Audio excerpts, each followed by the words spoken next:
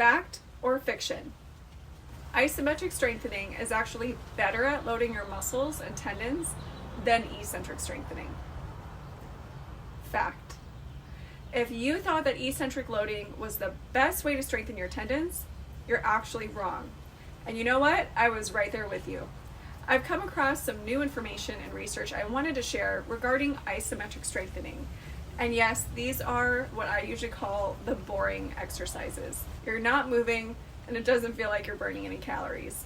But you know what? It's actually been proven to be very important and very effective in loading and strengthening our tendons, especially in rehab.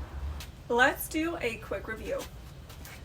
A concentric exercise is one where you're contracting the muscle and it's shortening. So in a bicep curl, that's as you're curling your bicep. If you notice, the bicep muscle is shortening as I'm flexing my muscle. An eccentric exercise is when you're lengthening the muscle and slowing the movement down. So that would be on the lengthening of my elbow as I'm coming back down to normal. That's the eccentric strengthening, the eccentric load on the bicep. So as I'm coming down, the bicep is actually slowing down the movement and lengthening.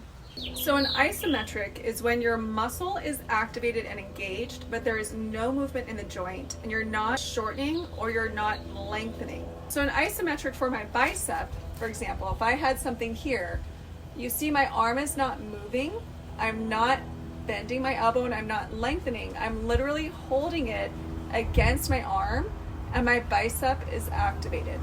So you may be wondering, why isometrics and where is this coming from? Now, isometrics are kind of old school.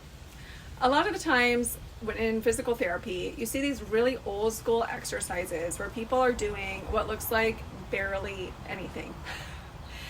Now, I'm not saying that this should be all that you do, but isometrics are actually being shown to be essential with proper and full tendon strengthening and loading. So why is that and how does that happen? With regard to your tendons and within its own self, they're actually finding there's this thing called stress shield.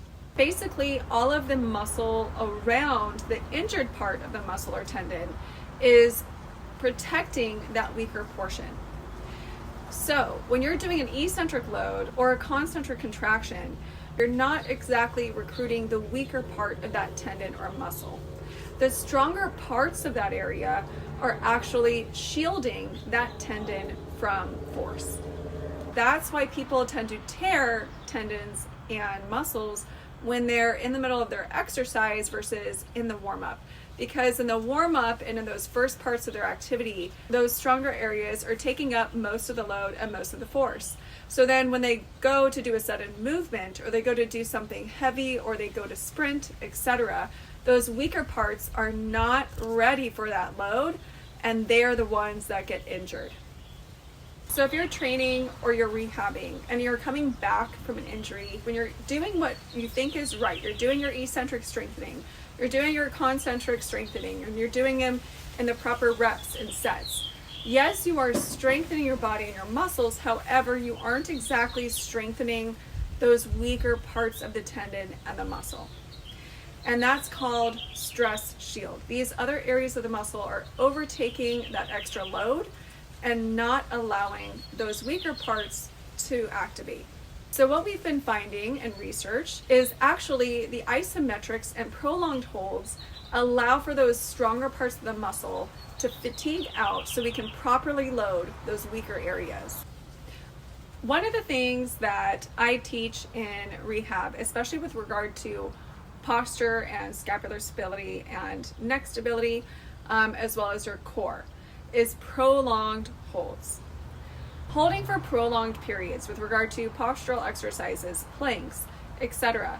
They're important because they actually allow your stronger muscles, and they're usually your bigger muscles, to fatigue out and allow your stabilizers to kick in. What's cool about this research is it's actually showing that we get much better loading through the full whole tendon in an isometric contraction rather than eccentric or concentric. And in an isometric contraction, especially holding up to 30 seconds, you're able to get up to 85% of that tendon loaded rather than in an eccentric or concentric when you have that stress shield and it's not allowing you to fully load those weaker parts of the tendon. How do you incorporate this into your rehab, into your training? We'll go through this in a number of videos, but generally speaking, in a weaker tendon or at the beginning of rehab, it's best to start out with 10-second holds. In a healthy tendon, all you need is at least a 10-second hold. I would argue longer than that if you're doing postural stabilization. However, in a healthy tendon, the protocol goes for up to 10 seconds.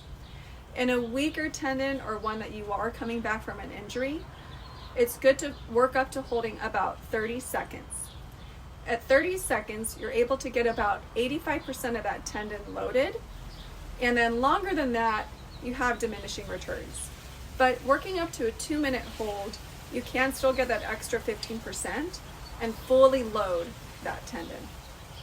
Another thing to factor in is the size of the tendon or muscle that you're working with.